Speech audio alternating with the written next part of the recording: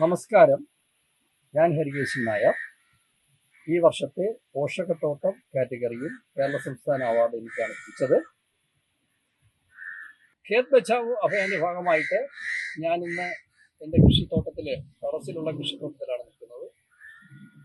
ഇവിടെ 2500ഓളം ഗ്രോ ബാഗുകളിലായിട്ട് വിവിധ ഇനം പച്ചക്കറികൾ, ഔഷധ സസ്യങ്ങൾ, കിഴങ്ങ് വർഗ്ഗങ്ങൾ, ഫലവർഗ്ഗങ്ങൾ, പൂക്കൾ ഇവയെല്ലാം തന്നെ കൃഷി ചെയ്യുന്നുണ്ട്. ഞാൻ 22 വർഷമായിട്ട് ഇത്തരത്തിലുള്ള കൃഷി ചെയ്തു വരുന്നു.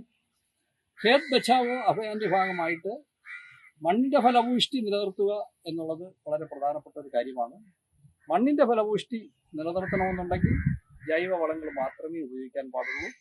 അല്ലെങ്കിൽ രാസവളങ്ങളുടെ ഉപയോഗം കുറച്ചുകൊണ്ട് ജൈവവളങ്ങൾ കൂടുതൽ പ്രാധാന്യം കൊടുത്തുകൊണ്ടുള്ള ഒരു കൃഷി രീതിയായിരിക്കണം നമ്മൾ ഫോളോ ചെയ്യേണ്ടത്.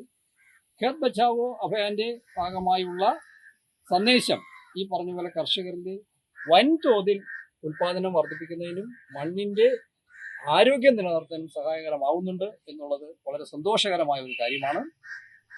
അപ്പോൾ ഇത്തരം പ്രവർത്തനങ്ങളിൽ നമ്മൾ സഹായിക്കുന്നതിന് കൃഷി വിജ്ഞാൻ കേന്ദ്ര KVK വെള്ളനാട് അവരുടെ പ്രവർത്തനങ്ങൾ വളരെ നിസ്തുലമാണ്.